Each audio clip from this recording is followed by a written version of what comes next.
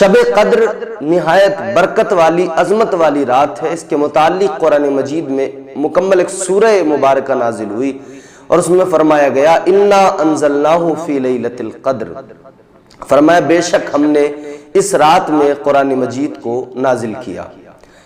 یہ انزلنا جو ہے انزلہ سے نکلا ہے، اس سے یہ ثابت ہوتا ہے کہ قرآن مجید لوح محفوظ سے آسمان پر یک بارگی نازل ہوا، یعنی ایک مرتبہ میں نازل ہوا ہے۔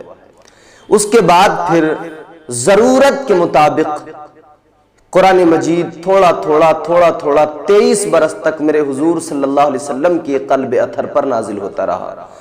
23 برس کی مدت میں مکمل قرآن مجید نازل ہوا، اور جب قرآن مجید مکمل نازل ہوا وہ رمضان المبارک تھا۔ رمضان میں اللہ نے قرآن کو اتارا ہے، شب قدر کو مکمل طور پر قرآن نازل ہو گیا۔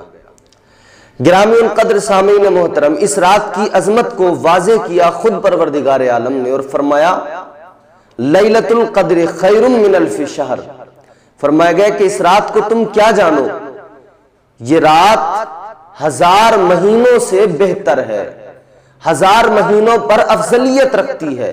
اس رات کی عظمت یہ ہے، اللہ اکبر کبیرہ۔ غور فرمائیے، قرآن مجید خود اس رات کی افضلیت کو بیان کر رہا ہے۔ اچھا، اس کا ہم شان نزول جب دیکھتے ہیں کہ 1000 مہینوں سے بہتر جو اس کو بتایا گیا، کیا وجہ تھی؟ ایک مرتبہ میرے مصطفیٰ کریم تاجدار مدینہ صلی اللہ تعالیٰ علیہ وسلم اپنے صحابہ کے درمیان تشریف فرما ہے، اور صحابہ کرام کو بنی اسرائیل کے ایک عابد و زاہد، ایک متقی شخص کا قصہ سنا رہے ہیں۔ حضرت شمعون ان کا نام ہے، بنی اسرائیل میں بڑے عابد و زاہد رہے۔ اللہ کے نبی ان کا قصہ سنا رہے ہیں۔ میرے آقا فرماتے ہیں کہ انہوں نے 1000 ماہ تک، 1000 مہینوں تک اللہ کی کیسی عبادت کی؟ دن میں روزہ بھی رہتے تھے، کفار سے جہاد بھی کرتے تھے، ساری رات اللہ کی عبادت اور ریاضت میں گزار دیا کرتے تھے۔ اس طرح سے حضرت شمعون نے 1000 سال تک اللہ کی عبادت کی۔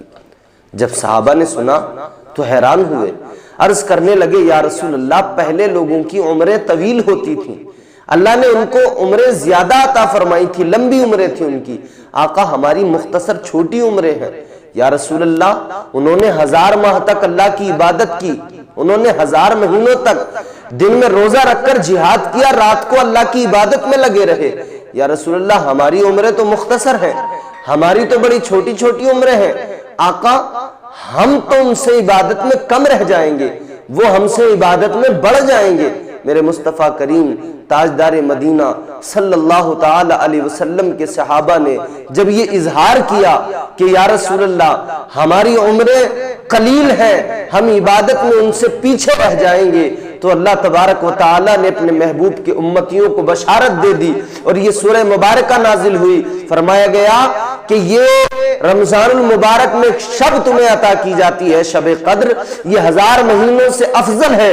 اب تم اگر اس میں عبادت اور ریاضت کر لو، اس ایک شب میں تم اپنے رب کی عبادت اور بندگی کر لو، تو تم ان کے 1000 ماہ کی عبادت سے سبقت لے جا سکتے ہو، تم ان سے بڑھ سکتے ہو عبادت میں۔ تو لہٰذا یہ رات ہم کو اللہ نے جو عطا فرمائی ہے، تو اللہ تبارک و تعالیٰ نے اپنے محبوب کے امتیوں کو اس لیے بھی عطا فرمائی ہے کہ اس میں ان کا اپنے رب سے تعلق مضبوط ہو جائے، اور اس لیے بھی عطا فرمائی ہے کہ ساری امتیں جو اگلی امتیں گزری ہیں ان کے عابدوں سے، ان کے متقیوں سے اس امت کے متقیوں کا مقام افضل رہے اور ان سے زیادہ ان کی عبادتیں رہیں۔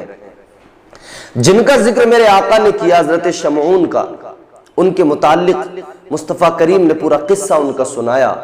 سرکار فرماتے ہیں بڑے عابد و زاہد تھے، بڑے متقی تھے، طاقت کا یہ عالم تھا کہ ان کو زنجیروں میں بھی اگر جکڑ دیا جاتا تو ایک لمحے میں، ایک جھٹکے میں زنجیریں توڑ دیا کرتے تھے۔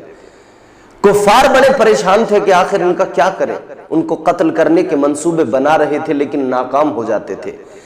آخرکار انہوں نے حضرت شمعون کی بیوی ان کو اپنے جھانسے میں لے لیا، مال و دولت کا لالچ دے کر، مال و دولت کے لالچ میں وہ بے وفا بیوی ان کے جھانسے میں آ گئی۔ انہوں نے کہا کہ تم کو یہ کرنا ہے، جب رات کو حضرت شمعون سوئیں تو تم ان کو مضبوط رسیوں سے جکڑ دینا اور ہمارے حوالے کر دینا۔ حضرت شمعون آرام میں تھے، سو رہے تھے۔ اس بے وفا بیوی نے کیا کیا، ان کو مضبوط رسیوں سے جکڑ دیا۔ جب ان کو جکڑا، جب آپ صبح کو بیدار ہوئے تو آپ نے خود کو رسیوں میں جکڑا ہوا پایا، آپ نے یوں ایک جھٹکا مارا اور ساری رسیاں ٹوٹ گئیں۔ آپ نے اپنی بیوی سے کہا کہ مجھ کو رسیوں میں کیوں باندھ دیا تو نے؟ تو اس مکار نے کہا، اس بے وفا نے کہا کہ نہیں، میں تو آپ کو آزما رہی تھی، میں تو دیکھ رہی تھی کہ آپ کی طاقت کیسی ہے۔ اللہ اکبر، آپ نے خیر نظر انداز کر دیا، لیکن یہ ناکام ہو گئی تھی اور لالچ اس کے دل و دماغ پر اثر کر چکا تھا۔ اب اس عورت نے، اس بے وفا بیوی نے اگلی مرتبہ پھر کیا کیا؟ اگلی مرتبہ جب موقع دیکھا کہ سو رہے ہیں تو اس نے پھر رسیوں سے نہیں بلکہ آپ کو مضبوط زنجیروں سے جکڑ دیا، زنجیروں سے آپ کو باندھ دیا۔ لیکن جب حضرت شمعون بیدار ہوئے، جب آپ کی آنکھ کھلی تو آپ نے دیکھا رسیاں نہیں، آج تو زنجیریں ہیں، زنجیروں سے جکڑ دیا ہے۔ آپ نے پھر ذرا زور لگایا، ایک جھٹکے میں ساری زنجیریں ٹوٹ گئیں۔ بیوی دیکھ کر حیران ہو گئی۔ آپ نے کہا کہ تو نے مجھ کو زنجیروں سے کس لیے جکڑ دیا تھا؟ کہنے لگی، نہیں اے میرے شوہر نامدار، میں تو دیکھ رہی تھی کہ آپ کی طاقت کتنی ہے، آپ کو اللہ نے کتنی طاقت عطا کی ہے۔ آپ نے فرمایا کہ مضبوط رسیاں ہو یا زنجیریں، اللہ نے مجھے طاقت دی ہے کہ میں ایک لمحے میں انہیں توڑ سکتا ہوں۔ ہاں، ایک کمزوری ہے، اگر کوئی مجھے اپنے قابو میں کرنا چاہے تو میری جو زلفیں دراز ہیں، جو زمین تک ہے، اگر ان زلفوں سے مجھے باندھ دیا جائے تو پھر میں کھل نہیں سکتا، ان کو توڑ نہیں سکتا۔ اب اس بے وفا بیوی کو راز معلوم ہو گیا۔ اگلی مرتبہ اس نے آپ کی زلفوں سے ہی آپ کو باندھ دیا، آپ کی زلفیں جو زمین تک دراز تھیں ان سے آپ کو زلفوں سے باندھ کر جکڑ دیا۔ حضرت شمعون جب بیدار ہوئے، آپ نے بہت کوشش کی کہ آپ آزاد ہو جائیں، لیکن آزاد نہ ہو سکے۔ اب اس بے وفا بیوی نے آپ کو کافروں کے حوالے کر دیا، کافروں نے آپ پر ظلم کیے، آپ کے ناک کان کاٹے، آپ کو شہید کر دیا۔ اللہ اکبر کبیرہ۔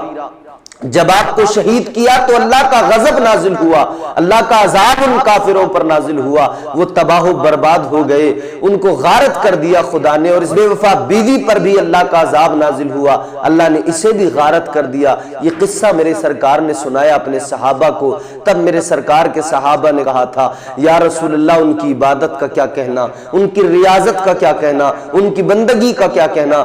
آقا، ہماری تو عمریں بھی کم ہے، ہم تو ان کا مقابلہ نہیں کر سکتے۔ اللہ تبارک و تعالیٰ نے اس امت کو تمام امتوں پر افضلیت دی ہے، اسی لیے رب نے سورہ قدر کے اندر فرما دیا کہ لیلۃ القدر خیر من الف شہر۔ اے میرے محبوب کے امتیوں، غمگین ہونے کی ضرورت نہیں ہے، اگر تمہاری عمریں قلیل ہیں تو پریشان نہ ہونا، اس لیے کہ تمہیں ایک رات عطا کی جاتی ہے، یہ رات 1000 مہینوں سے زیادہ افضل ہے۔ اس رات میں تم عبادت اور ریاضت کرو، تمہارا رب تمہیں بنی اسرائیل کے متقیوں سے زیادہ ثواب عطا فرمائے گا۔ تو میرے دوستو، یہ بڑی مبارک رات ہے، یہ بڑی مقدس پاکیزہ رات ہے۔ اس رات میں فرشتے آسمانی دنیا سے زمین پر نازل ہوتے ہیں، تمام کاموں پر ان کو مامور کیا جاتا ہے۔ فرشتے زمین پہ آتے ہیں، اللہ کی رحمتوں کا مسلسل نزول ہوتا ہے۔ اے میرے عزیزو، اس رات میں جو بندہ سر جھکائے، رب کو راضی کر لے، قسم خدا کی اس کی دنیا بھی سنور جاتی ہے، آخرت بھی سنور جاتی ہے۔ تو اس ماہ مبارک کے اس آخری عشرے میں اور رمضان المبارک کے اس آخری عشرے میں شب قدر کو بیان نہیں کیا گیا واضح طور پر کہ کون سی رات ہے شب قدر، بلکہ میرے آقا نے فرمایا کہ آخری عشرے کی طاق راتوں میں تلاش کرو، یعنی 21، 23، 25 اور 27 اور 29، یہ جو طاق راتیں ہیں سرکار فرماتے ہیں ان میں شب قدر کو تلاش کرو۔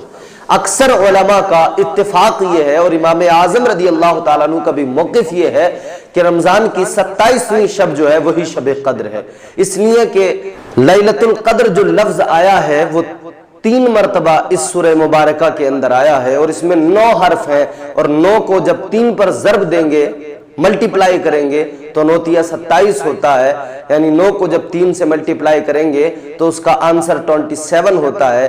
تو علماء کا، جمہور علماء کا اتفاق ہے کہ 27ویں شب ہی شب قدر ہے، لیکن پھر بھی ہمیں چاہیے کہ ہم تمام طاق راتوں میں عبادت و ریاضت کریں اور شب قدر کو تلاش کریں اور اللہ تبارک و تعالیٰ کی خوشنودی اور اس کی رضا حاصل کریں۔